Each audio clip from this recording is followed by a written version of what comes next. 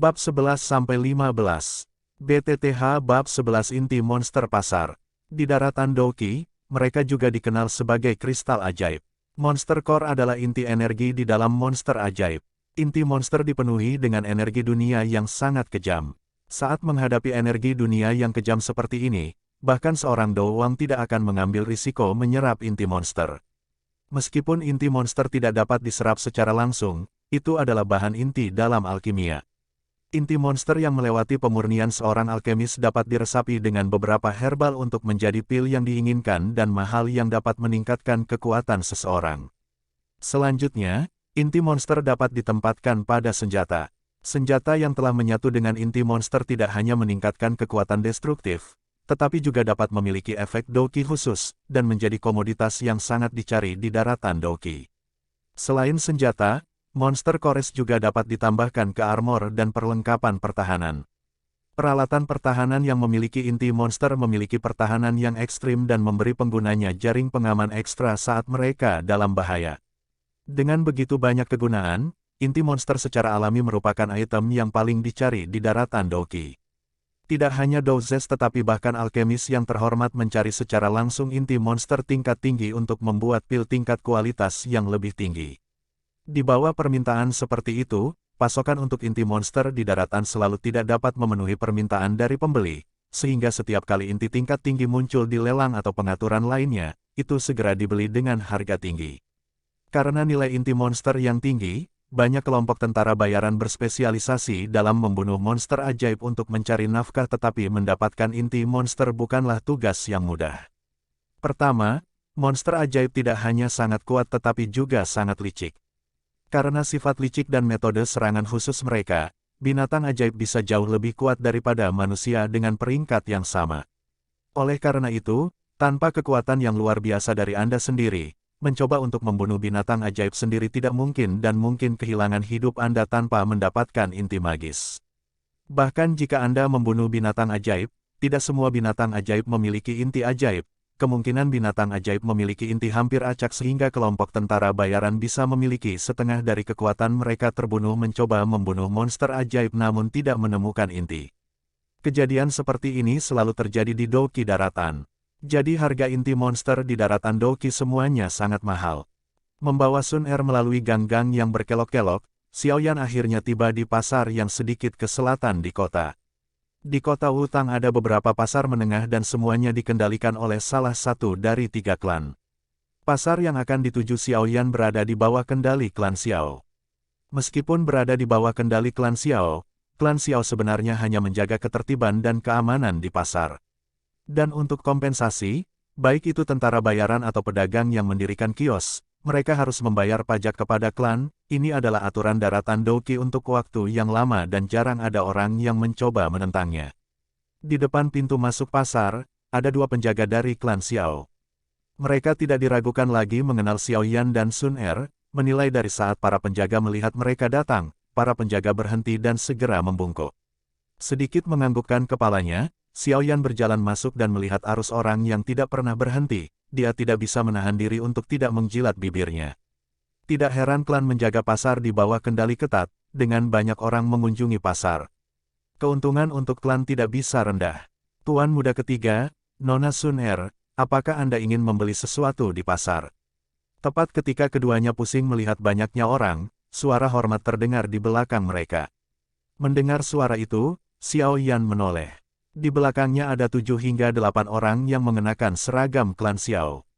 Pembicara tampaknya adalah pria dewasa berusia 30 tahun, mengenakan lencana dengan 6 bintang emas, dia jelas adalah bintang 6 Douze. Melihat keraguan di mata Xiaoyan, pria itu dengan jujur tersenyum dan berkata, Tuan muda ketiga, saya dipanggil PN. Pemimpin klan menunjuk saya menjadi pemimpin penjaga untuk menjaga keamanan di pasar. Tahun lalu saat ulang tahun Tuan muda, saya, PN datang. Oh, ini Paman PN. Xiaoyan berkedip dan meskipun dia tidak memiliki kesan apapun tentang PN, perkenalannya membuat Xiaoyan tersenyum. Karena pria itu ditunjuk secara pribadi oleh ayahnya, dia secara alami akan menjadi bawahannya, tidak akan ada masalah dengan kesetiaan. Meskipun klan Xiao bukanlah kekuatan yang besar dan berpengaruh, klan tersebut terbagi menjadi faksi-faksi yang berbeda. Jika pria yang berdiri di depannya berada di bawah kendali para tetua, dia tidak akan pernah begitu baik dan hanya akan mengucapkan salam adat. Saya bosan di klan jadi saya memutuskan untuk keluar dan melihat-lihat. Paman PN, Anda harus pergi dan melakukan pekerjaan Anda. Jika saya memiliki pertanyaan, saya pasti akan bertanya kepada Anda. Suara muda Xiaoyan tidak memiliki tanda-tanda arogansi yang mungkin dimiliki oleh seorang tuan muda yang normal, sebaliknya, suaranya lembut dan penuh hormat, siapapun yang mendengarnya akan merasakan sedikit kebanggaan dan kegembiraan. Dengan paman lain, senyum di wajah PN melebar dan menjadi lebih tulus. Mengangguk kepalanya, dia berkata, kalau begitu nikmati melihat-lihat tuan muda ketiga. Orang-orang kami ada di mana-mana, jadi jika Anda membutuhkan sesuatu, hubungi kami saja. Dengan hormat menganggukkan kepalanya, Xiaoyan menarik Sun Er dan terjun ke kerumunan orang, menghilang dari pandangan PN. Pali, bawa 2 orang dan ikuti tuan muda ketiga.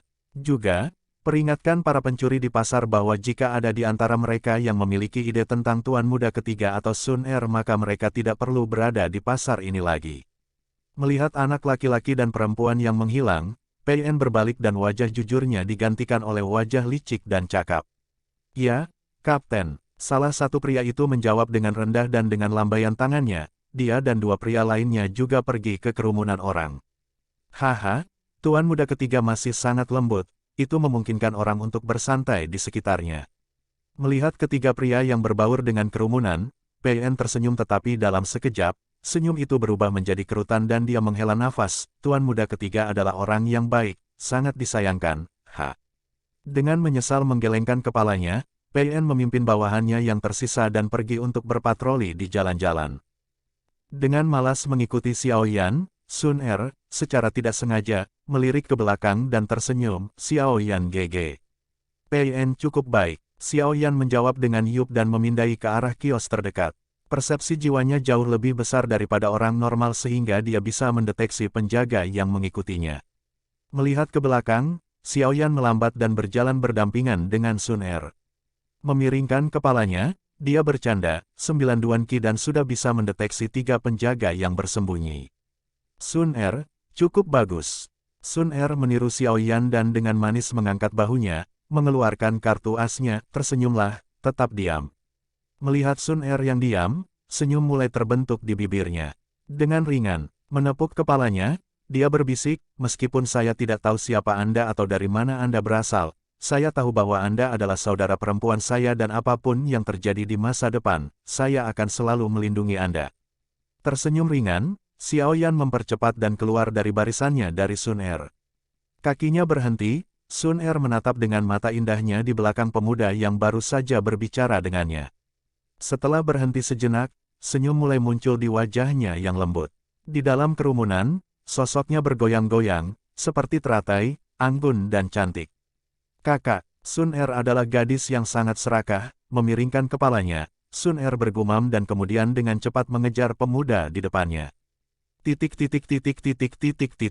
Mengikuti Xiaoyan saat dia memeriksa kios-kios di sampingnya, Sun Er dan Xiaoyan perlahan-lahan pindah ke bagian dalam pasar yang lebih padat dan mahal. Orang-orang yang datang ke sini untuk membeli dan menjual biasanya memiliki uang atau kekuatan fisik yang layak.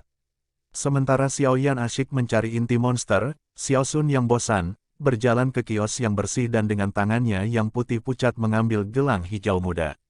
Gelang itu tidak dibuat dengan sesuatu yang istimewa tetapi memiliki sedikit ice silver yang membuatnya terasa dingin saat disentuh. Cocok untuk hari-hari musim panas. Selain itu, meskipun bahannya cukup sederhana, pengerjaannya tidak buruk. Tepat ketika Sun Er memutuskan untuk membeli gelang itu, dia ingat bahwa dia telah meminjamkan semua uangnya kepada Xiaoyan. Sedikit berbalik dan melihat pemuda yang sibuk itu, dia hanya bisa menggelengkan kepalanya tanpa daya dan tersenyum pada pemilik kios tua itu. Meletakkan gelangnya, dia dengan malas mulai bergerak maju, sikapnya yang tenang tidak akan membiarkan dia meminta siapapun untuk membelikan sesuatu untuknya, bahkan jika itu adalah Xiaoyan. Setelah berjalan ke depan sebentar, tepat ketika Sun Er yang bosan memutuskan untuk kembali ke Xiaoyan, tawa yang jelas terdengar dari depan. Hah, bukankah ini Nona Sun Er? Hehe, saya tidak akan berpikir untuk menemukan Anda di sini, itu pasti takdir. Petik 2, alis tipisnya berkerut ringan, Sun Er mencoba menemukan sumber suara itu tetapi hanya melihat sekelompok orang. Kelompok itu mengikuti di belakang seorang pemuda berpakaian mewah. Pria muda itu baru berusia 20 plus tahun dan cukup tampan. Wajahnya sedikit pucat tetapi matanya dipenuhi dengan panas dan menatap gadis muda yang berdiri di depannya. Dalam tatapannya juga ada sedikit nafsu yang tak terkendali. BTTH Bab 12 Jauhi dia. Melihat pemuda tampan yang senang, alis tipis Sun Er berkerut. Tidak memperhatikan panggilannya, dia berbalik.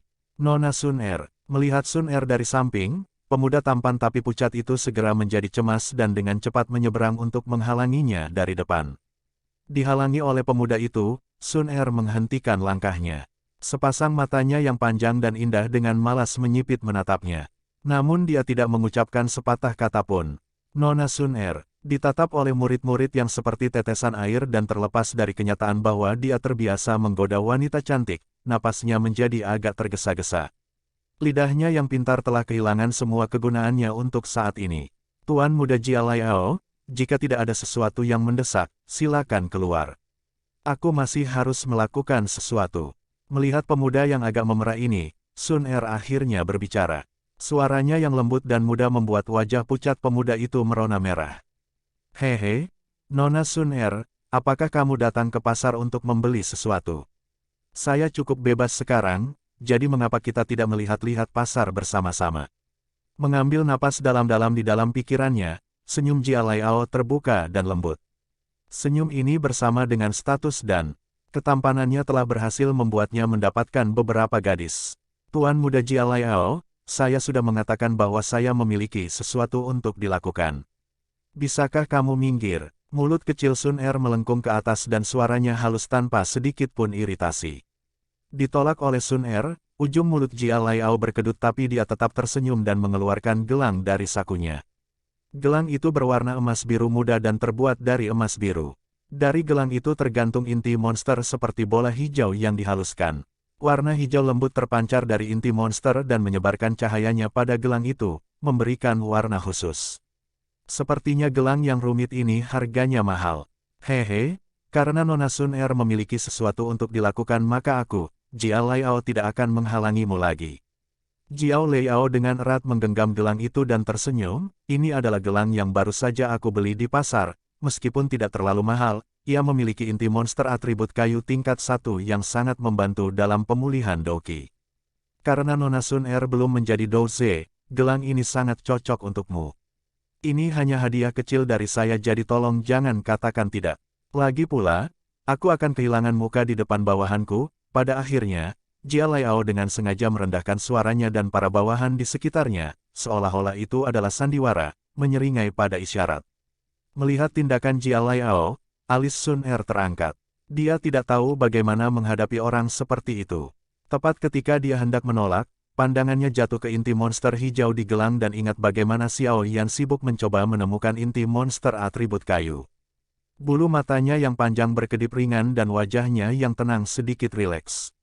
Melihat wajah santai Sun Er, hati Jia Laiao berdebar gembira dan dengan cepat mendorong gelang atribut kayu ke depan. Nona Sun Er, tidak perlu sopan.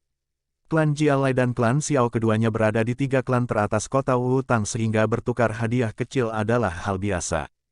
Petik 2. Aku akan mengambil gelang itu dan melepaskan inti monster itu dan memberikannya pada Xiao Yan GG. Sedangkan untuk gelangnya, saat dia tidak memperhatikan, aku akan membuangnya. Dengan pemikiran nakal ini, Sun Er tidak ragu lagi dan mengulurkan tangannya, hendak mengambil gelang itu. Tiba-tiba sebuah tangan meraih tangannya dan menghentikannya mengambil gelang itu. Tepat ketika tangannya dicengkeram, Sun Er berhenti sejenak karena kaget sebelum Doki di tubuhnya mengalir untuk melindungi dirinya sendiri. Tapi tepat ketika tangannya hendak lepas dari genggaman, hak laki-laki muda membuatnya dengan patuh berhenti meronta. Melihat ke belakangnya, Sun Er melihat Xiao Yan. Ketika pandangannya bergerak sedikit lebih tinggi, dia melihat wajah muda yang keras. Apakah kamu tidak tahu seperti apa dia? Sambil meremut pada Sun Er, Xiao Yan mengkritik dirinya sendiri dalam pikirannya. Kemudian dia mendongak dan berkata, Tuan Muda Jia Laiao, pikiran Anda diterima dengan baik oleh Sun Er tetapi untuk hadiahnya, Anda harus mengambilnya kembali. Melihat atmosfer yang hancur, sedikit kemarahan melintas di mata Jia Laiao. Tapi, Di depan Sun Er, dia mencoba untuk tetap bersikap gentlemanly dan tersenyum manis. Tuan Muda Xiaoyan, saya melihat Nona Sun Er tidak memiliki perhiasan jadi saya ingin membantunya sedikit. Apakah Anda tidak ingin membiarkan dia memiliki beberapa pernak-pernik kecil untuk menonjolkan kecantikannya? Mendesah tak berdaya, Xiaoyan melirik gelang atribut kayu di tangan Jia Laiao dan mengeluarkan gelang hijau lainnya dan dengan sedikit frustrasi, bertanya, apakah kamu benar-benar menyukai gelang? Ini dia, jangan mengambil barang orang lain tanpa alasan. Saya sudah mengatakan kepada Anda bahwa tidak ada yang namanya makan siang gratis. Orang-orang yang menawarkan barang gratis selalu memiliki motif tersembunyi. Dengan penampilan polosmu, kamu mungkin telah dijual oleh seseorang dan masih tidak akan tahu apa yang telah terjadi. Mendengar kata-kata Xiaoyan yang jelas-jelas ditujukan padanya, wajah Jia Laiao menjadi dingin. Tapi ketika dia melihat gelang di tangan Xiaoyan, dia tidak bisa menahan tawa. Gelang di tangan Xiaoyan, dari sudut pandang material, harganya tidak lebih dari 5 koin emas. Sementara, gelang atribut kayu miliknya, yang memiliki inti monster asli, berharga 1000 plus koin emas. Kedua gelang, tidak peduli bagaimana Anda melihatnya, baik harga atau kegunaan sebenarnya, memiliki perbedaan besar dan gelang Xiaoyan bahkan tidak bisa dibandingkan dengan gelang atribut kayu. Jadi, ketika Jia Laiao melihat Xiaoyan memberikan gelang yang buruk kepada Sun Er yang cantik, dia tidak bisa menahan diri untuk tidak mengkritik Xiaoyan. Xiaoyan, saya tahu bahwa Anda tidak memiliki posisi tinggi di klan Anda, tapi mengapa kamu memberikan hal yang menyedihkan seperti itu kepada Sun Er? Mengabaikan ejekan Jia Laiao, Xiaoyan menatap gadis muda yang menatap gelang di tangannya dan buru-buru bertanya, apakah kamu menginginkannya atau tidak? Jika tidak maka saya akan membuangnya. Itu hanya 2-3 koin emas. Petik 2. Mendengar kata-kata Xiaoyan, tidak hanya Jia Laiao yang mulai tertawa, bawahannya juga mulai menertawakan Xiaoyan dengan nada mengejek. Tapi tawa mengejek itu tidak berlanjut lama sebelum dipotong seolah-olah leher mereka baru saja dipotong. Pada semua orang ada wajah tercengang yang lucu. Sun Er yang tercengang, dengan cepat menanggapi kata-kata Xiaoyan. Kedua tangannya hampir secara naluriah mengulurkan tangan dan menyambar gelang di tangan Xiaoyan. Setelah mendapatkan gelang itu, Sun Er menyadari apa yang telah dia lakukan, mungkin dia bertindak terlalu tidak sabar. Semburat merah muda muncul di wajahnya yang lembut tetapi Sun Er tidak seperti orang lain dan setelah beberapa saat merasa malu, dia dengan anggun mengaitkan gelang itu ke pergelangan tangannya yang putih. Mengangkat kepalanya dan tersenyum malu-malu, dia berkata, terima kasih Xiaoyan GG. Dengan wajah jelek, Jia Laiao menatap Sun Er yang cukup akrab dengan Xiaoyan. Di wajahnya terlihat kecemburuan dan dia berkata, hehe, saya tidak menyadari bahwa preferensi Nona Sun Er begitu unik. Kurasa aku telah keliru. Xiaoyan melirik Jia Laiao di depannya dan tatapannya mendarat di bintang emas di dadanya. Dia anehnya berpikir, ketika saya melihatnya tahun lalu, dia hanya 9 duan kikan. Siapa sangka dia akan berhasil mengompresi Douki Cyclone miliknya. Tapi, untuk menjadi Douze pada usia 21, bakatnya hampir tidak layak. Melihat bahwa Jia Laiao tidak berniat pergi, Xiaoyan mengerucutkan bibirnya.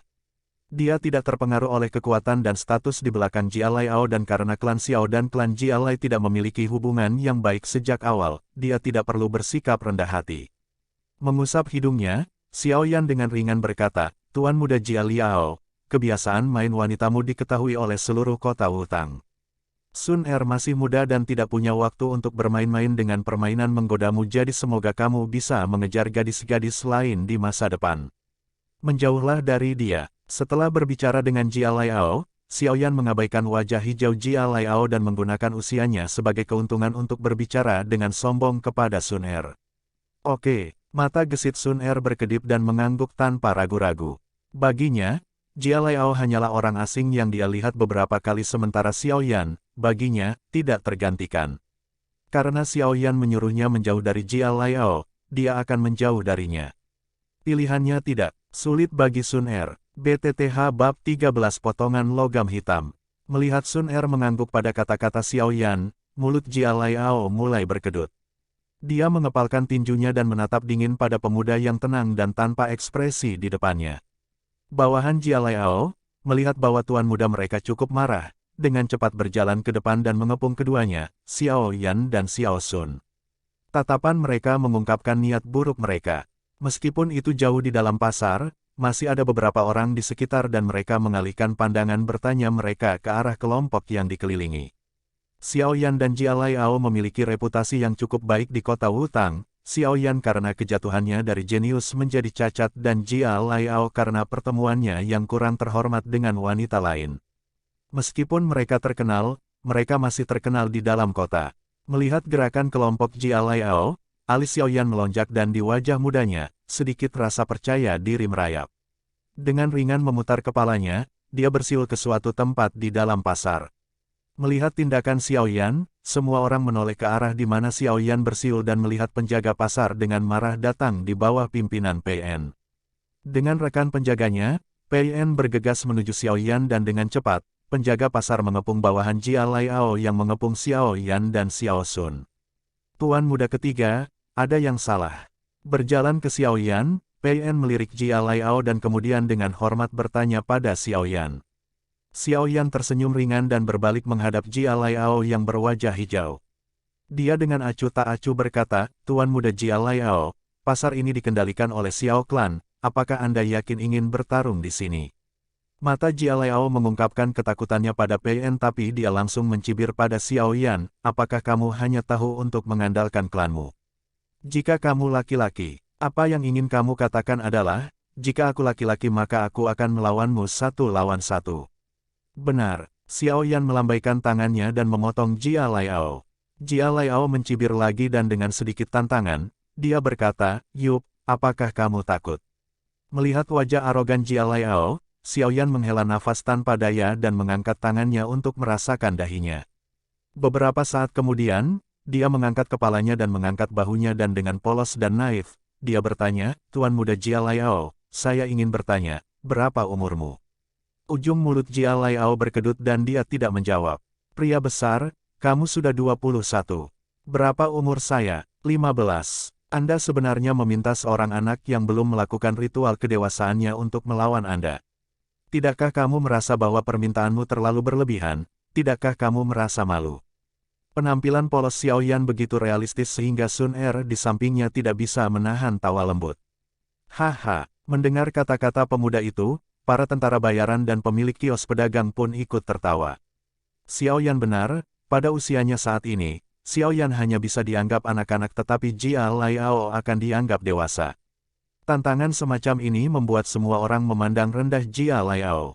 Tawa orang banyak itu seperti seember air dingin dan membantu Jia Laiao mendapatkan kembali ketenangannya.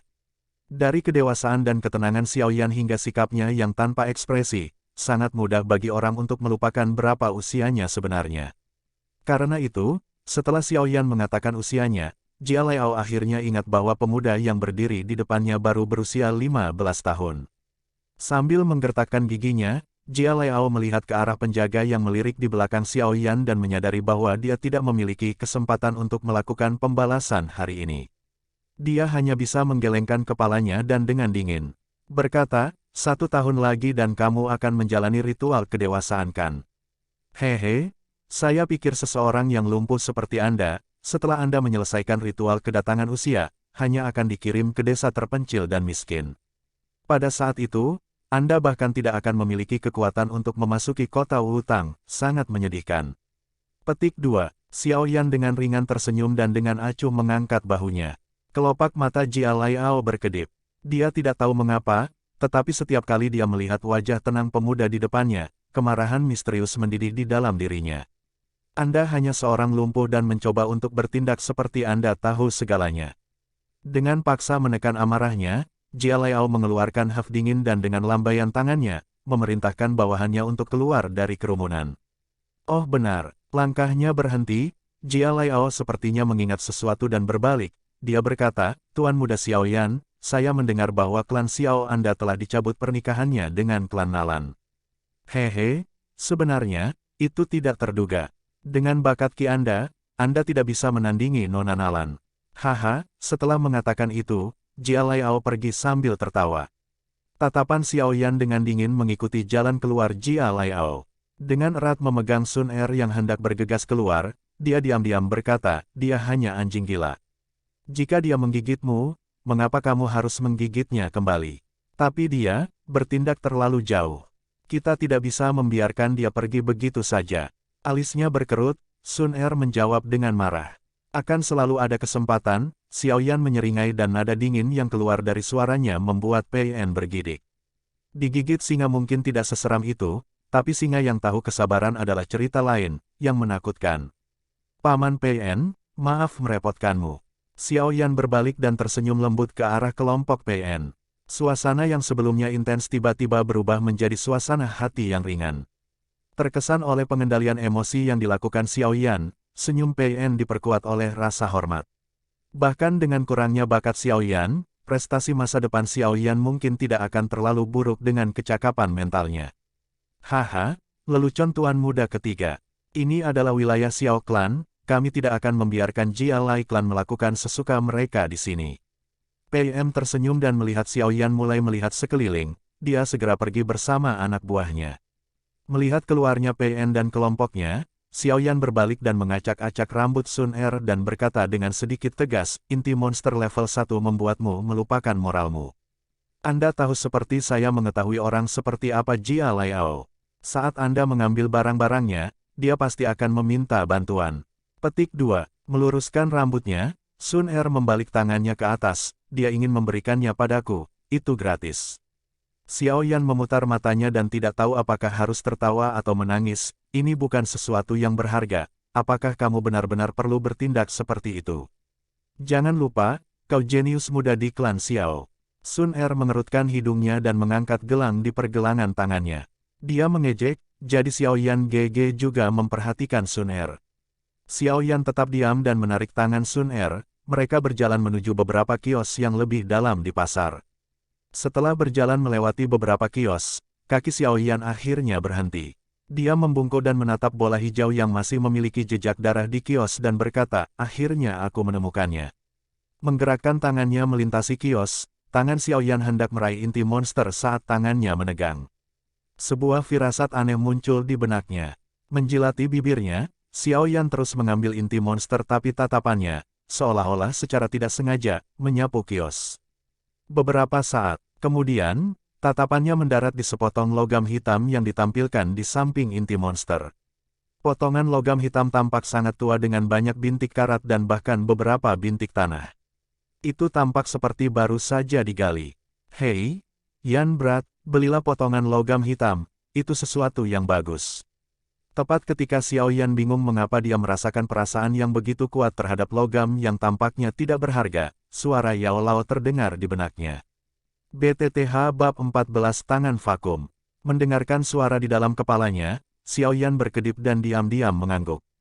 Alih-alih segera meraih potongan logam hitam, Xiao Yan dengan lembut mengambil inti monster hijau yang masih meneteskan darah dan melihat tentara bayaran yang tampak lusuh yang berdiri di belakang kios. Dia bertanya dengan riang, monster ajaib mana asal inti monster ini?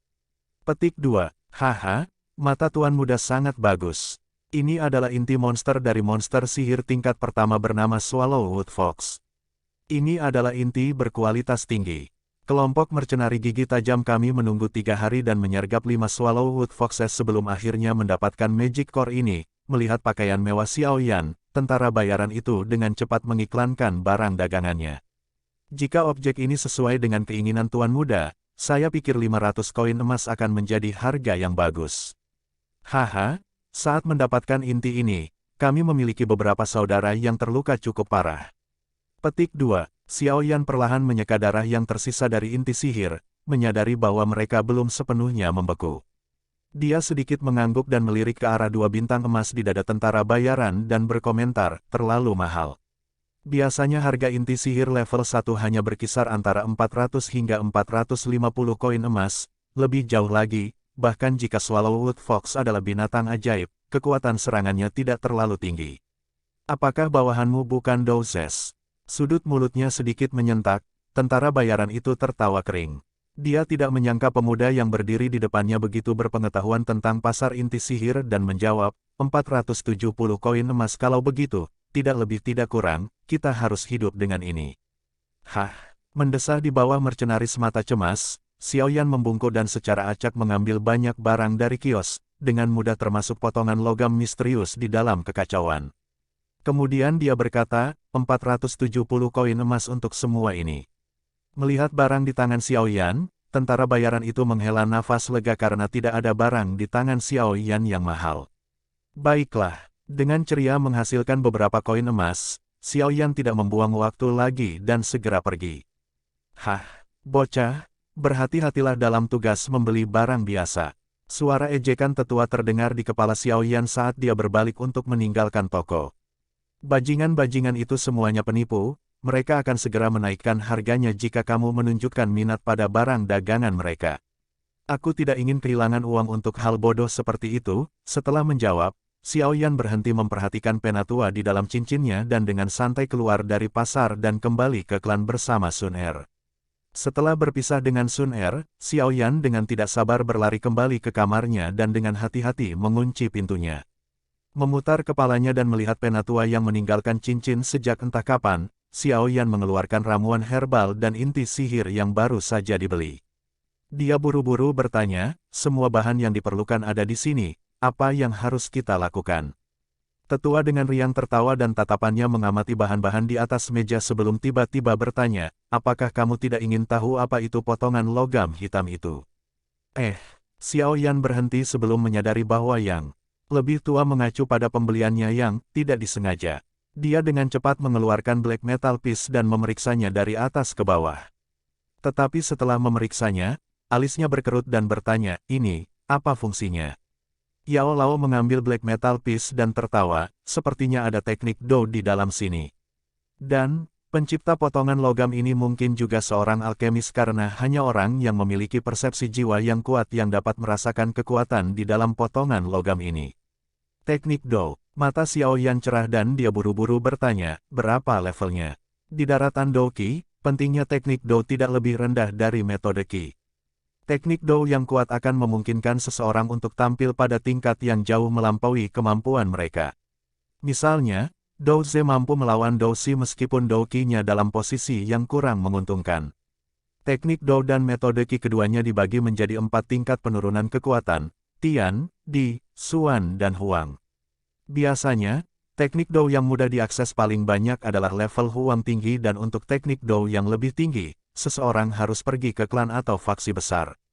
Tentu saja, daratan Do Qi sangat besar dan ada beberapa keadaan khusus di mana teknik Do teratas hilang dan ditemukan oleh beberapa individu yang beruntung.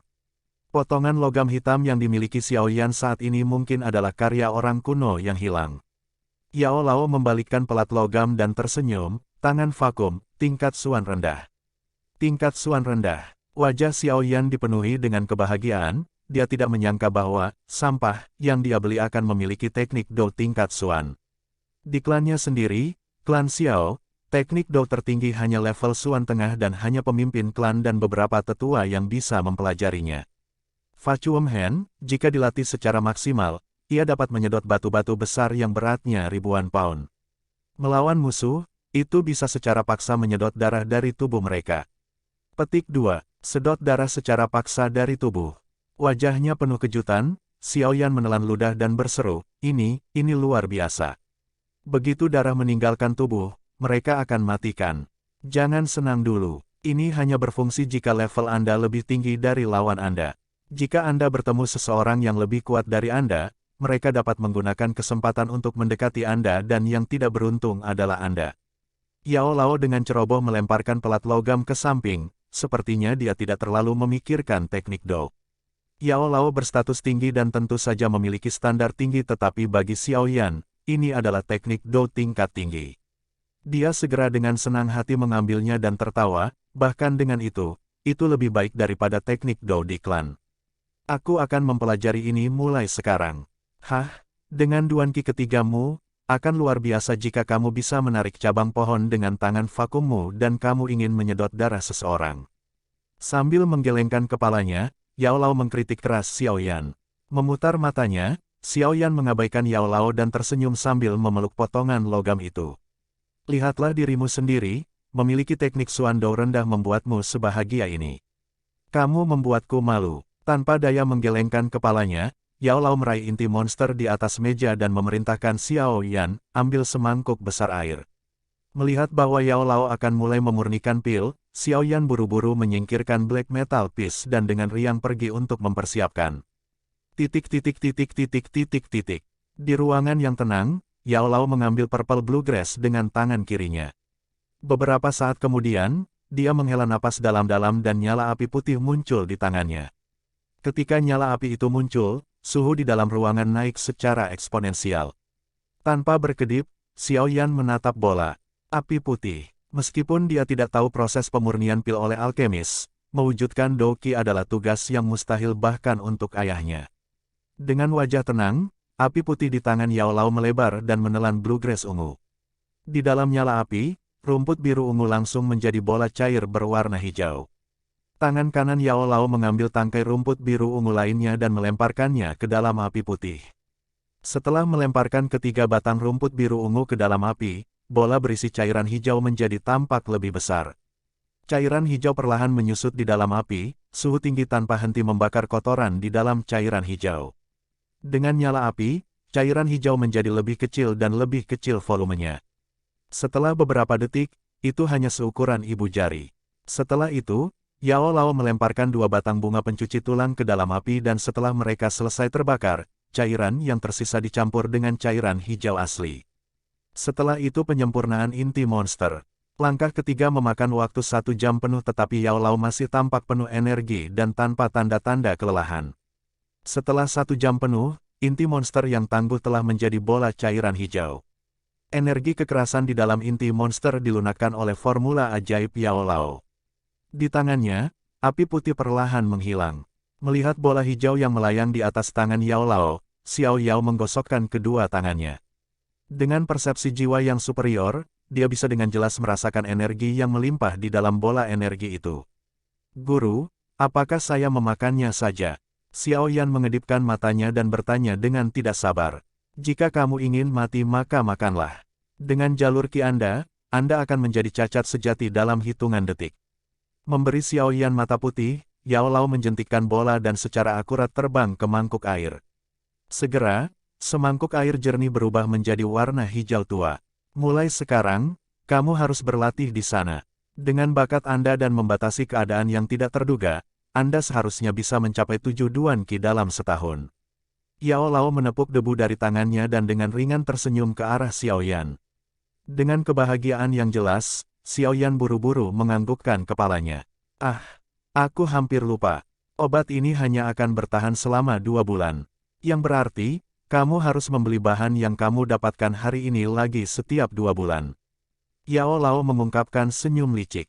Kebahagiaan Xiao Yan menghilang dari wajahnya dan dia menganggukkan kepalanya dengan enggan. Sial, hanya orang kaya yang mampu menggunakan barang ini. Bab 15 Pelatihan. Matahari yang hangat menembus jendela dan dengan malas menyembur ke dalam ruangan yang rapi. Di dalam ruangan, seorang pria muda dengan tubuh bagian atas telanjang sedang duduk bersilangan di dalam mangkuk kayu. Kedua tangannya dirajut menjadi simbol yang aneh. Kedua matanya tertutup rapat sementara napasnya tenang tapi kuat. Dalam mangkuk kayu di bawahnya, cairan hijau misterius berkilauan. Saat dia berlatih lebih lama, cairan hijau di dalam mangkuk mulai perlahan menguap, mengeluarkan aliran udara hijau muda. Aliran perlahan terangkat ke atas dan menggeliat ke dalam hidung pemuda itu dengan napasnya. Begitu aliran itu masuk ke dalam tubuhnya, wajah pemuda itu menjadi berkilau dan halus seperti White Jade. Seolah-olah dia merasakan Doqi yang semakin meningkat di dalam tubuhnya, wajah pemuda itu menunjukkan senyum tipis. Setelah memastikan kesuksesannya, pemuda itu tidak berhenti sampai di situ. Dia masih menutup matanya rapat-rapat dan menjaga tangannya di posisi yang sama. Dia bahkan tidak bergerak dan mempertahankan posisinya secara maksimal efisien saat dia dengan rakus menyedot energi di dalam cairan hijau. Cairan hijau yang menempel di tubuh pemuda itu perlahan diserap oleh kulitnya, memperkuat tulangnya dan membersihkan jalur qi-nya. Di bawah serapan gelisah pemuda itu, semakin banyak aliran hijau muncul dari mangkuk dan perlahan, mereka menjadi begitu padat sehingga menutupi tubuh telanjang pemuda itu dalam lapisan kabut.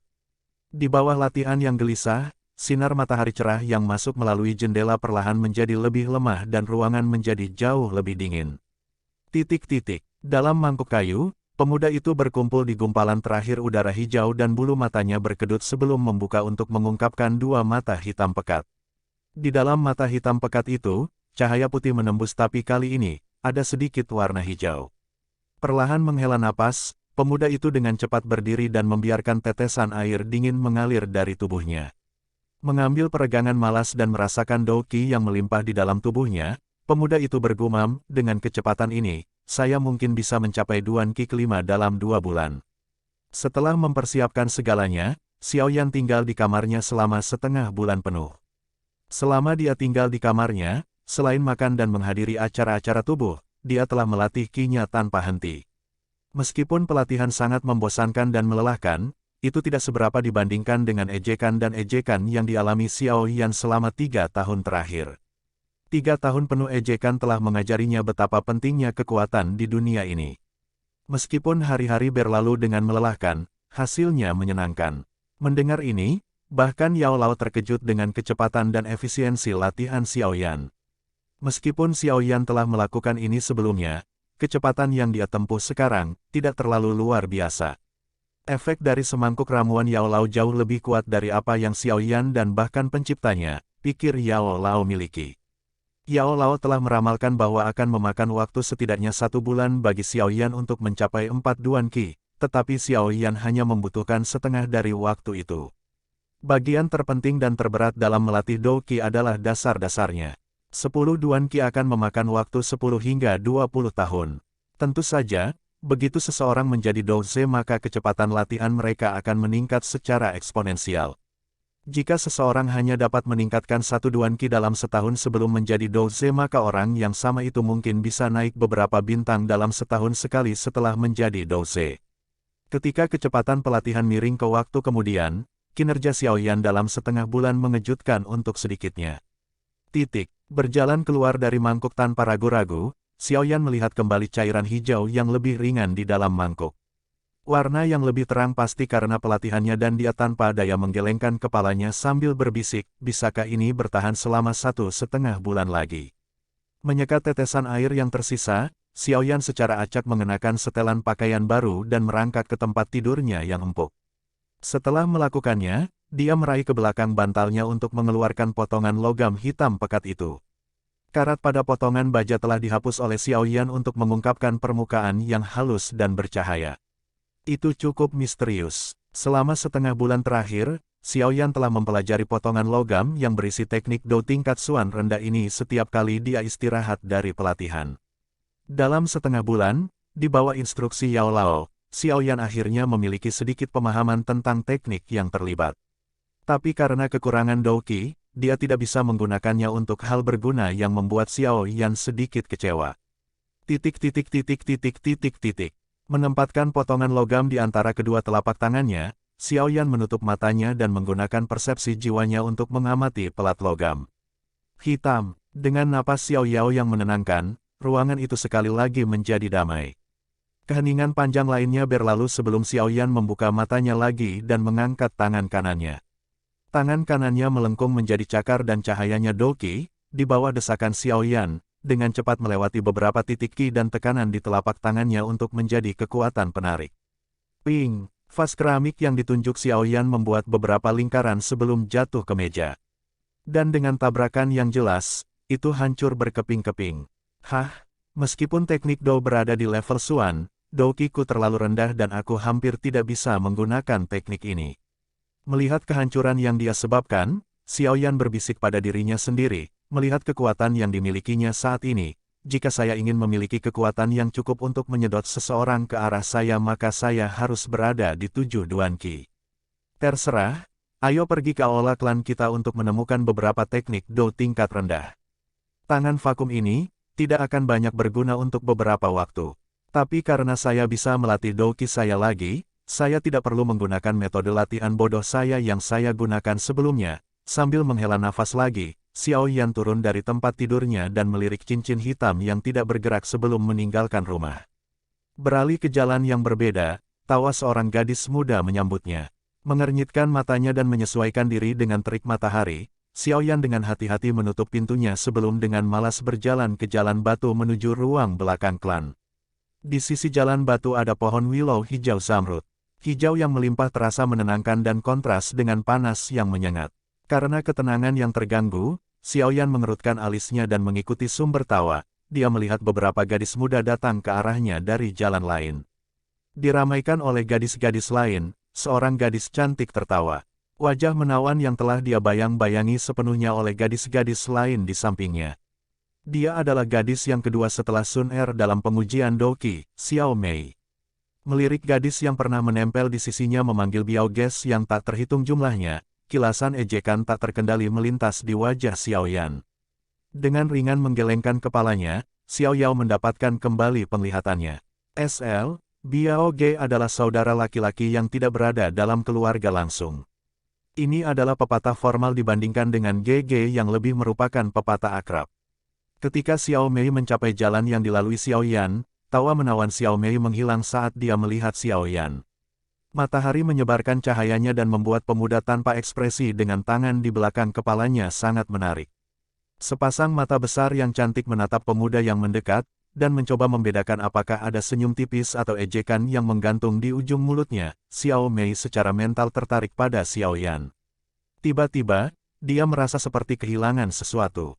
3 tahun lalu, pria muda itu, di ujung mulutnya, memiliki lekukan yang memabukkan.